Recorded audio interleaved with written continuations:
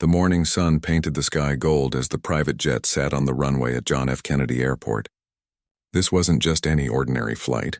Inside the luxurious aircraft, 20 of the world's best doctors were getting ready for what should have been a routine trip to Switzerland. They were heading to one of the most important medical conferences of the year, where breakthrough treatments and life-saving discoveries would be shared. The jet belonged to Robert Sterling, a tech billionaire whose companies had changed how people lived and worked around the world. At 58 years old, Sterling had built an empire worth over $40 billion. But today he wasn't thinking about money or business deals. He was excited to meet these incredible doctors and learn about the amazing work they were doing to help people. Dr. Patricia Williams, one of the top heart doctors in the country, was reviewing her notes for the conference presentation. She had spent 15 years studying heart disease and had saved thousands of lives. Sitting across from her was Dr. Michael Chen, a brain surgeon whose steady hands had performed some of the most complex operations ever recorded. Near the window, Dr. Jennifer Martinez was discussing cancer research with Dr. David Thompson, both experts who had dedicated their careers to fighting the disease that affected millions. The atmosphere inside the plane was electric with intellectual energy. These doctors rarely had the chance to spend uninterrupted time together, and they were making the most of it. Conversations flowed from one medical breakthrough to another. Dr. Lisa Rodriguez was explaining her latest research on treating stroke patients, while Dr. James Wilson shared stories about his work in emergency medicine. Sterling moved between the groups, listening with fascination as the doctors discussed their work. He had always been curious about medicine, even though his own expertise was in technology. His foundation had donated hundreds of millions of dollars to medical research. But hearing these doctors talk about their discoveries firsthand was incredibly inspiring. The flight attendant, a professional woman named Catherine, served an exquisite lunch that had been prepared by one of New York's finest chefs. The menu included rare delicacies from around the world. Sterling had always enjoyed fine dining and wanted to treat his guests to something special. There were exotic fruits from South America, specially prepared seafood, and wines that cost more than most people made in a month. As the plane cruised at 40,000 feet, the conversations continued. Dr. Kevin Park was discussing his groundbreaking work in pediatric surgery with Dr. Susan Clark, whose research in women's health had changed treatment protocols worldwide. The energy in the cabin was infectious. Everyone was excited about the conference and the possibilities for collaboration. Sterling felt a slight headache coming on, which wasn't unusual for him during flights. He had been working 18-hour days preparing for this trip, making sure everything was perfect for his distinguished guests. He excused himself from a conversation about new surgical techniques and walked toward the back of the plane to get some water. That's when everything changed. Sterling had taken only a few steps when he felt dizzy. The feeling came on suddenly like a wave washing over him. He tried to steady himself against one of the leather seats, but his legs felt weak. The doctors, who had been deep in conversation just moments before, noticed something was wrong. Dr. Williams was the first to reach him. Her years of emergency training kicked in immediately. "Are you feeling all right?" she asked, but Sterling's response was slurred and unclear. His face had gone pale, and beads of sweat were forming on his forehead despite the cool temperature in the cabin. Within seconds, Sterling collapsed to the floor. The sound of his body hitting the carpet silenced every conversation in the plane. 20 of the world's best doctors suddenly found themselves facing a real emergency at 40,000 feet. Dr. Chen immediately knelt beside Sterling and checked his pulse while Dr. Williams began assessing his breathing. "His pulse is irregular," Chen announced, "and his breathing is shallow." The other doctors quickly formed a circle around their patient, each one applying their expertise to understand what was happening. Dr. Martinez checked Sterling's pupils with a small flashlight she always carried. "Pupils are dilated and not responding normally to light," she reported. Dr. Thompson was checking Sterling's blood pressure with equipment from the plane's medical kit. Every private jet was required to carry emergency medical supplies, but this particular aircraft was equipped with equipment that rivaled many hospital emergency rooms. The numbers weren't good. Sterling's blood pressure was dropping, and his heart rate was becoming more erratic by the minute. Dr. Rodriguez began chest compressions while Dr. Wilson managed Sterling's airway. The coordination between the doctors was impressive, But despite their combined expertise, Sterling's condition wasn't improving. "What did he eat during lunch?" Dr. Park asked Catherine, who was standing nearby looking worried. She quickly listed everything that had been served, from the appetizers to the exotic fruits. "Has he complained of any symptoms before this?" Dr. Clark asked. Catherine shook her head. "He mentioned a slight headache, but that was all." The doctors worked systematically through every possibility they could think of. Heart attack was the first consideration, but Sterling's symptoms didn't quite match the typical pattern. Dr. Williams administered medication to support his heart function, but there was no improvement. A stroke was another possibility, but the brain scans they could perform with the equipment on board weren't showing the typical signs. Dr. Martinez suspected an allergic reaction and administered antihistamines, but again there was no change in Sterling's condition. The frustration in the cabin was growing. These were doctors who were used to having answers, used to being able to help their patients, but nothing they tried was working. As minutes passed, Sterling's condition continued to worsen. His skin was taking on a grayish color, and his breathing was becoming more labored despite the oxygen mask they had placed over his face. Dr. Thompson suggested they consider an emergency landing, but they were over the Atlantic Ocean, hours away from the nearest airport. The 20 doctors continued their efforts, running through every diagnostic possibility they could think of. They checked for signs of internal bleeding, considered various infections, and even explored the possibility of some kind of poisoning. But without the full resources of a hospital, they were limited in what tests they could perform. What none of them realized was that the answer to Sterling's condition was sitting quietly in the back of the plane, watching everything unfold with the curious eyes of an 11-year-old girl who had grown up around medical conversations her entire life. In the back section of the luxurious jet, 11-year-old Keisha sat quietly beside her grandmother, Dr. Ruth Johnson. The older woman was 73 years old and had retired from pediatric medicine 5 years earlier, after a distinguished 40-year career. She had been invited to the conference as a guest speaker, someone whose wisdom and experience could inspire the next generation of doctors. Keisha wasn't supposed to be on this trip at all. Her parents had planned to take her to her aunt's house for the week, but a last-minute family emergency meant that Dr. Johnson had to bring her granddaughter along. The conference organizers had been understanding, and Sterling himself had insisted that the young girl was welcome on the flight. While the medical emergency unfolded in the front of the plane, Keisha watched everything with wide, intelligent eyes. She had grown up in a household where medical terminology was as common as everyday conversation. Family dinners often included discussions about interesting cases, breakthrough treatments, and the challenges of helping people heal.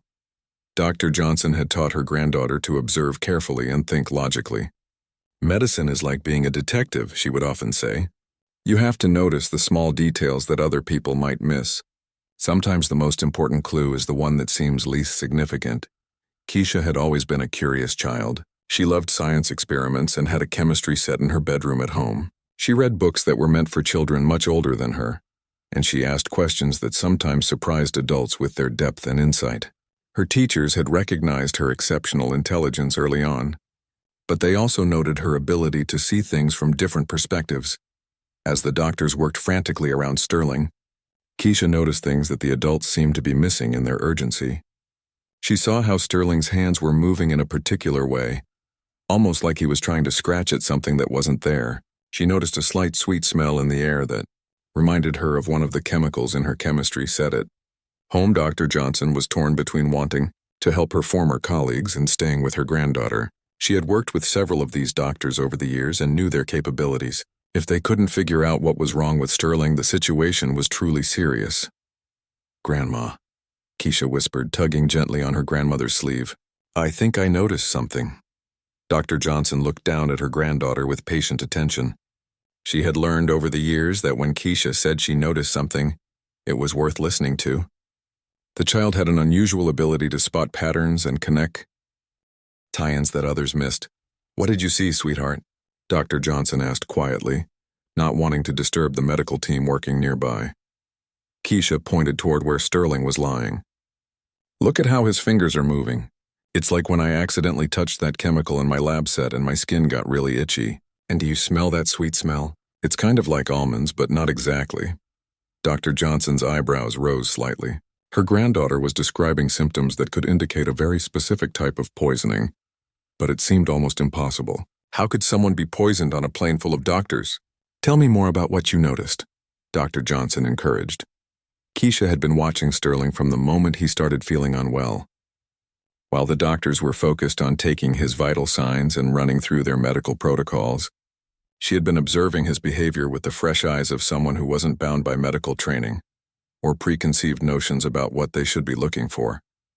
When he first started feeling sick, he kept touching his stomach and then his throat, Keisha explained, and his face got red before it got pale. The doctors are treating him like he had a heart attack, but heart attacks don't usually make people's skin smell different, do they? Dr. Johnson felt a chill run down her spine. Her granddaughter was describing a progression of symptoms that the medical team seemed to have missed in their focus on Sterling's cardiac and neurological symptoms. Sometimes when you were looking for zebras, you missed the horses right in front of you. The sweet, almond-like smell that Keisha had noticed was particularly significant. Dr. Johnson had encountered it before, decades ago, in a case that had nearly stumped her entire medical team. It was the kind of detail that could easily be overlooked in the chaos of an emergency, especially when everyone was focused on more dramatic symptoms. Keisha, I want you to think very carefully, Dr. Johnson said. Did you notice when this smell started? Was it before or after Mr. Sterling became ill? The girl closed her eyes for a moment, thinking back through the events of the flight.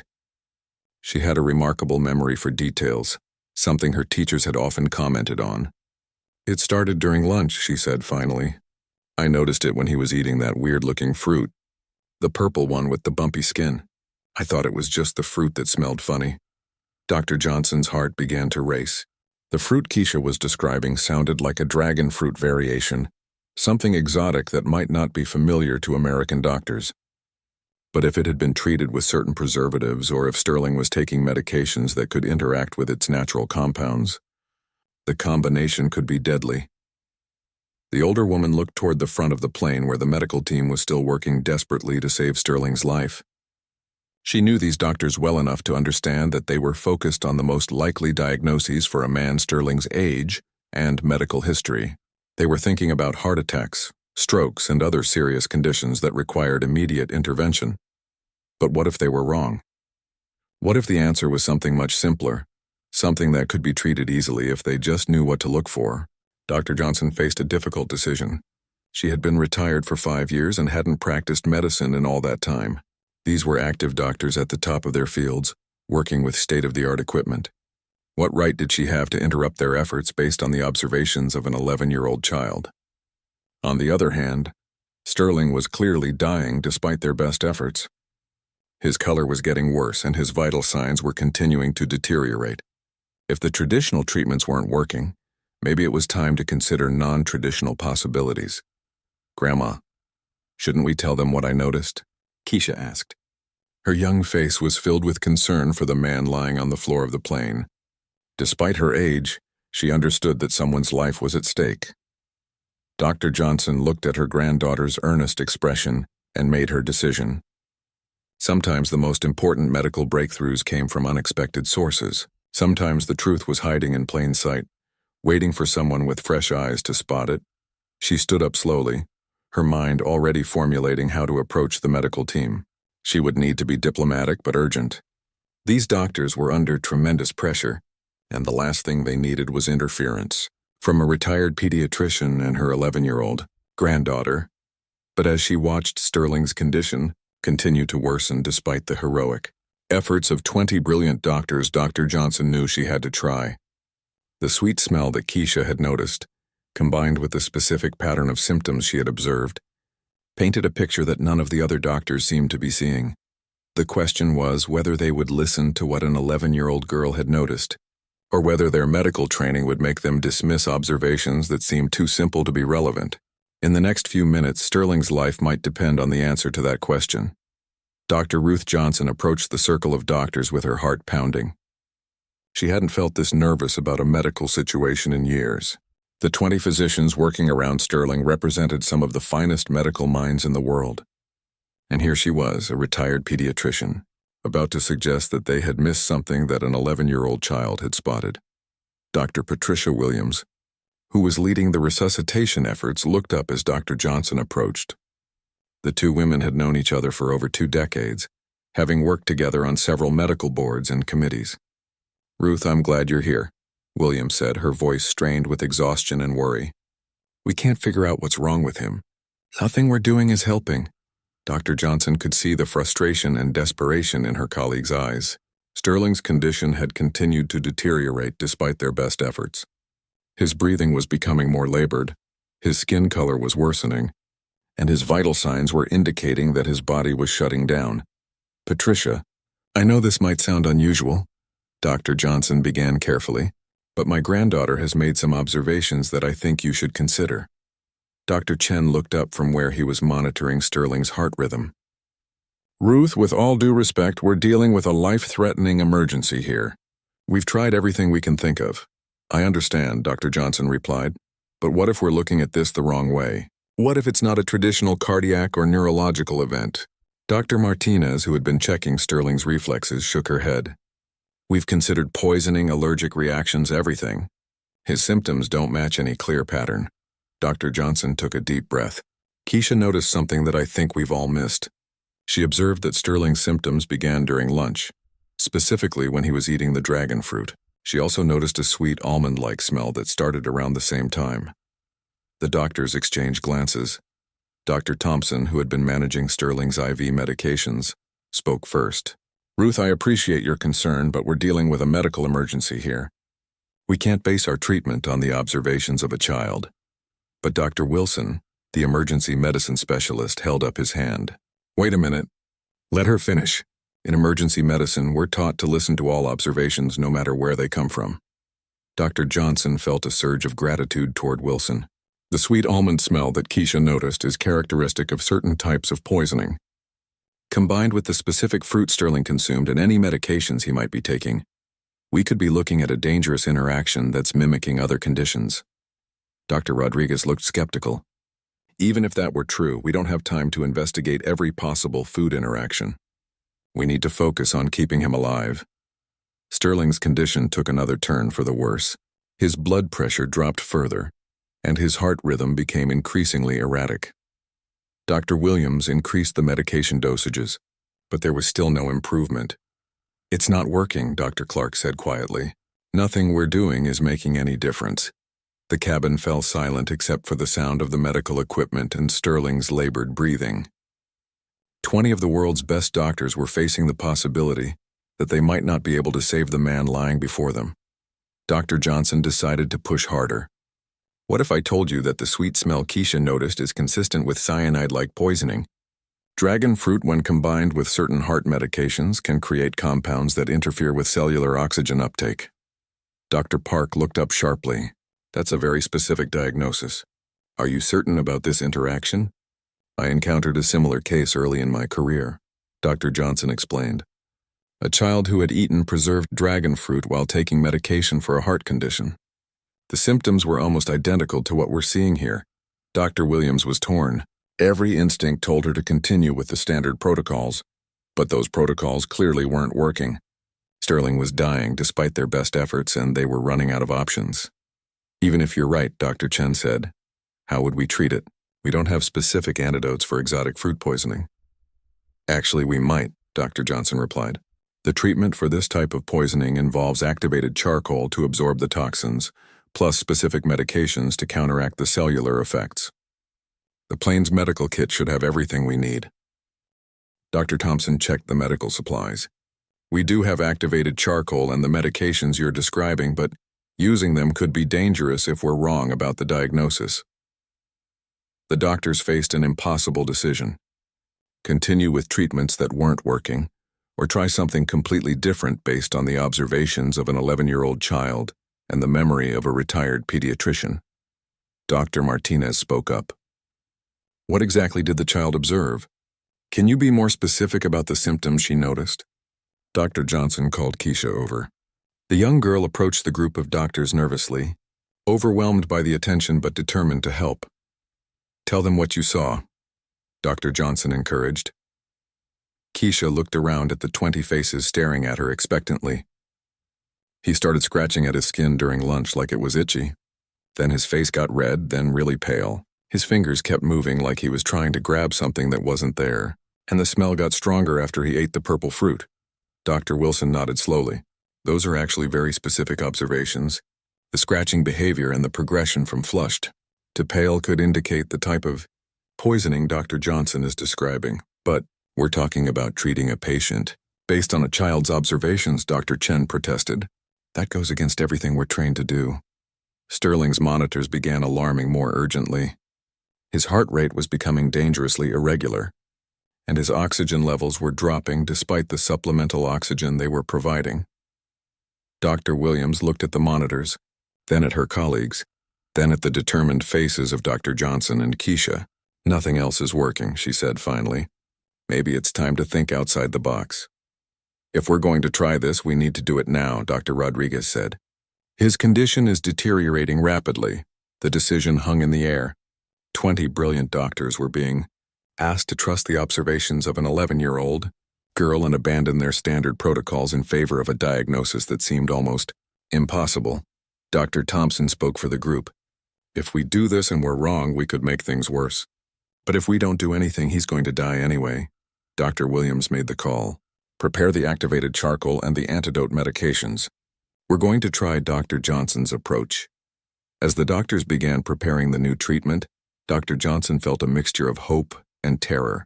They were about to find out whether the fresh perspective of a child could succeed, where decades of medical expertise had failed. Keisha squeezed her grandmother's hand. Will he be okay? She whispered. I hope so, sweetheart, Dr. Johnson replied. Sometimes the most important discoveries come from seeing things in a new way. The fate of Robert Sterling now rested on whether 20 doctors had the courage to trust what an 11-year-old girl had noticed. With her unclouded eyes, the next few minutes felt like hours as the medical team prepared to implement Dr. Johnson's unconventional treatment plan. Dr. Williams coordinated the effort while Dr. Thompson prepared the activated charcoal mixture. The atmosphere in the cabin was tense with anticipation and doubt. We need to work quickly, Dr. Chen said, monitoring Sterling's vital signs.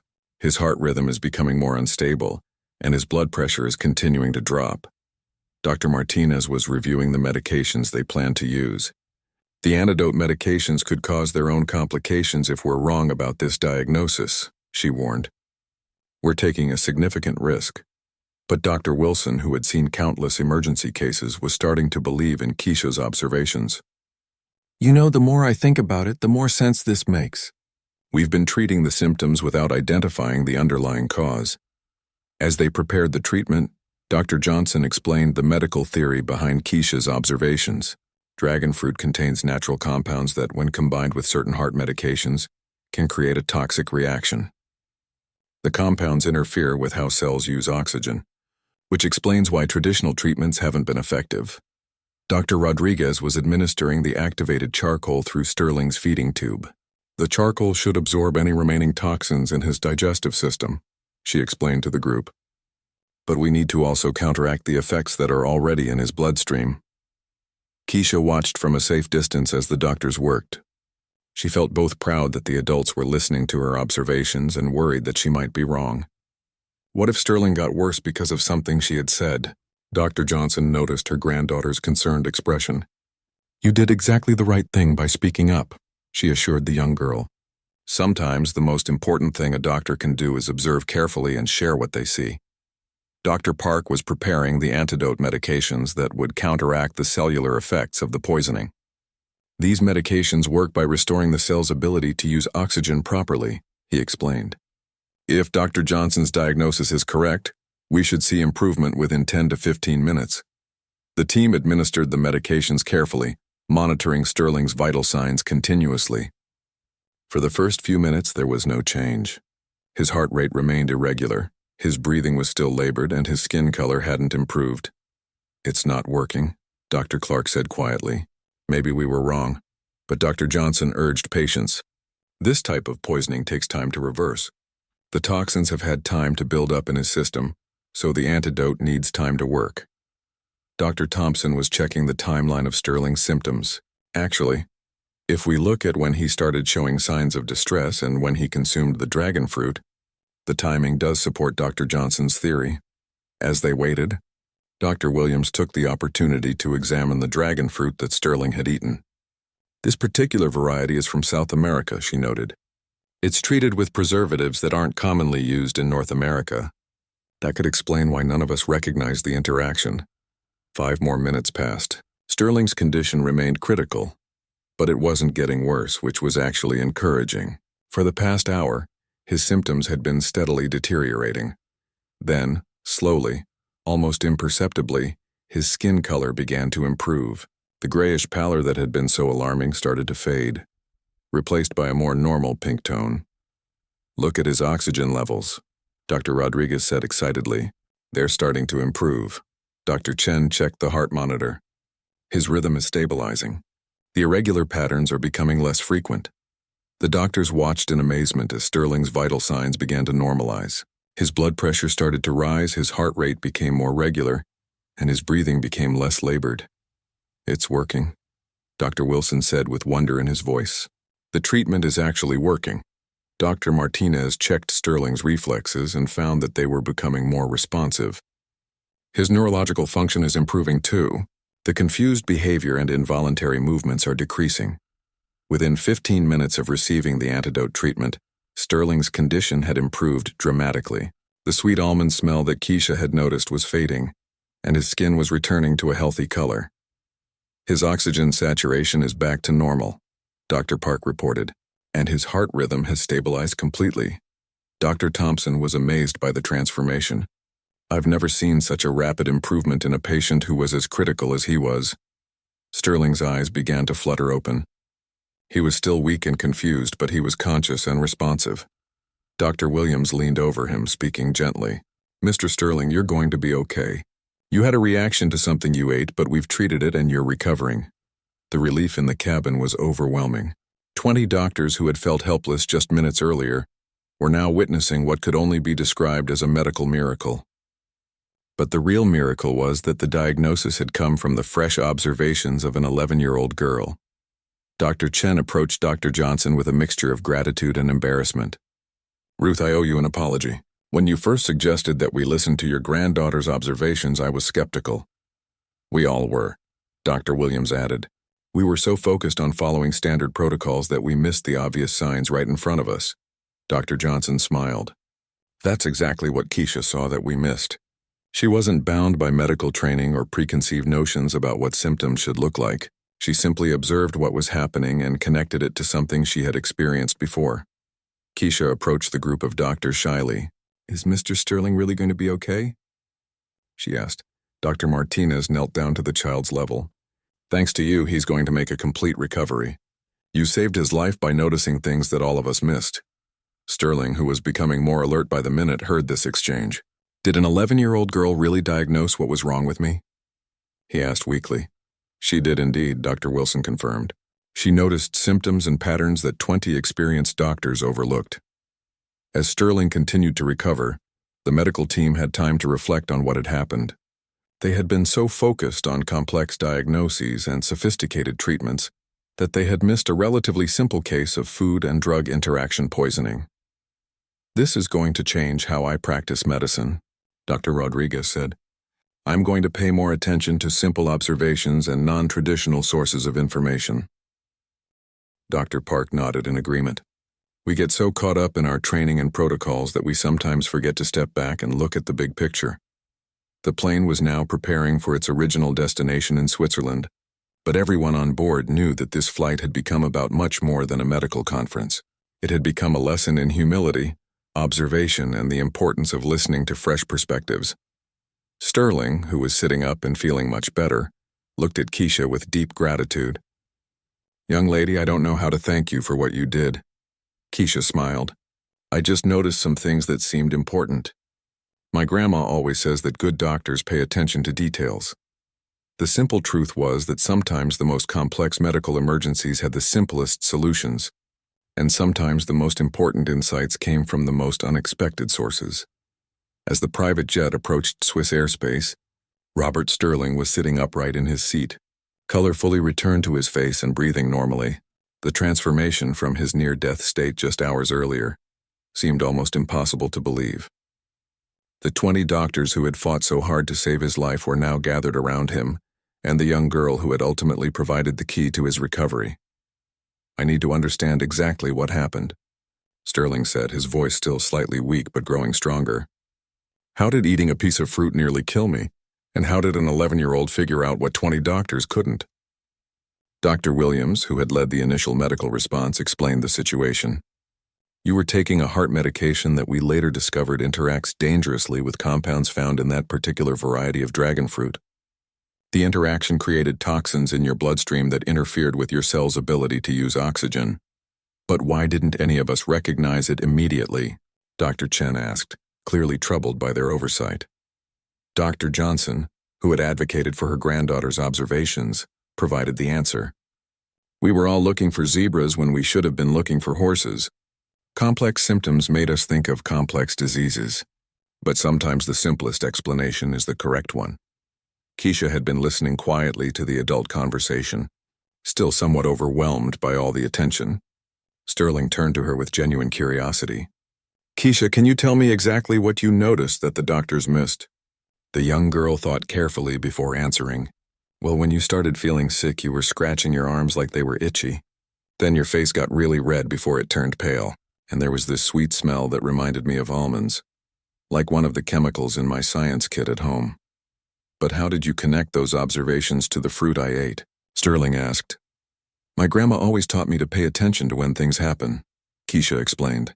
"I noticed that the smell got stronger right after you ate the purple fruit, and you started scratching right around the same time. In my chemistry set, when I mix certain things together, sometimes they make new smells and cause reactions." Dr. Thompson was fascinated by the child's logical thinking process. She approached it like a science experiment, looking for cause and effect relationships that we were too focused on medical protocols to notice. The impact of what had happened was beginning to sink in for everyone on the plane. Dr. Martinez spoke for many of her colleagues when she said, "This experience has fundamentally changed how I'm going to approach patient care. We need to be more open to observations from all sources, not just traditional medical assessments." Dr. Rodriguez nodded in agreement. "I've been practicing medicine for 20 years and I've never been more humbled. This child saw what all of us missed because she wasn't limited by our assumptions and training biases." Sterling was deeply moved by what Keisha had done for him. "You saved my life," he told her simply. "I want to do something to show my gratitude. Not just to you, but to make sure other people can benefit from what you've taught us today." As the plane prepared to land in Geneva, Sterling began outlining an idea that had been forming in his mind. "I want to establish a foundation that encourages young people, especially those from underrepresented communities, to pursue careers in science and medicine. We need more minds like Keisha's in these fields." Dr. Wilson was enthusiastic about the proposal. "Fresh perspectives are exactly what medicine needs. We get so entrenched in our ways of thinking that we sometimes miss obvious solutions. I want Keisha to be the first recipient of a full scholarship through this foundation," Sterling continued. "From elementary school through medical school, if that's what she chooses to pursue." Keisha's eyes widened with excitement. "Does that mean I could become a real doctor like my grandma?" Dr. Johnson smiled with pride. "Sweetheart, after what you did today, I think you're already showing the qualities of an excellent doctor." The conversation turned to the broader implications of what had happened. Dr. Park suggested that medical schools should incorporate training about cognitive biases and the importance of considering non-traditional diagnostic approaches. "We should also teach the value of listening to patients and their families more carefully," Dr. Clark added. "Sometimes they notice things that we miss in our clinical assessments." Dr. Thompson proposed that the medical conference they were attending should include a presentation about this case. This could revolutionize how we think about emergency medicine and diagnostic processes. As the plane touched down in Geneva, Sterling was making plans that would extend far beyond his personal gratitude. "I want to fund research into food and drug interactions, especially with exotic foods that are becoming more common in Western diets. This type of poisoning might be more frequent than we realize." The medical conference that week became legendary in the medical community. Instead of just presenting their prepared research, The 20 doctors shared the story of how an 11-year-old girl had saved a man's life by making observations that they had all missed. Dr. Williams presented their case to an audience of over 1,000 medical professionals. This experience taught us that expertise can sometimes blind us to simple truths. We need to create space in our practice for fresh perspectives and unexpected insights. The response from the medical community was overwhelming. Doctors from around the world began sharing their own experiences of times when patients or family members had provided crucial diagnostic information that medical professionals had overlooked. Sterling's foundation, which he named the Fresh Eyes Foundation, became a reality within months of the flight. The foundation focused on providing opportunities for young people from diverse backgrounds to enter STEM fields, with special emphasis on encouraging observational skills and critical thinking. Keisha became not just the foundation's first scholarship recipient, but also its youngest spokesperson. She traveled with her grandmother to medical schools and conferences, sharing her story and encouraging doctors to value observations from all sources. Years later, Dr. Keisha Johnson would graduate from medical school at the top of her class. Her research focused on diagnostic processes and the importance of considering non-traditional sources of medical information. She developed protocols that incorporated patient and family observations more systematically into diagnostic procedures. The case of the billionaire and the 11-year-old girl became a standard teaching case in medical schools worldwide. It was used to illustrate the dangers of diagnostic tunnel vision and the importance of maintaining open minds in medical practice. Sterling made a full recovery and remained healthy for years afterward. He often credited not just Keisha with saving his life, but the entire experience with changing his perspective on the value of diverse viewpoints in all aspects of life and business. Dr. Johnson lived to see her granddaughter become a renowned physician. She often reflected on that day in the airplane, when a child's curiosity and careful observation had succeeded where decades of medical training had failed. It reinforced her belief that the best doctors were those who never stopped learning and never stopped listening. The sweet almond smell that Keisha had noticed that day became a touchstone for her throughout her medical career. Whenever she encountered a difficult case, she would remind herself to step back, observe carefully, and consider possibilities that others might overlook. The story became a reminder to medical professionals everywhere that sometimes the most important insights come from the most unexpected sources, and that wisdom can be found in the fresh eyes of those who see the world without preconceptions. In medicine, as in life, the simplest explanations are often the most profound.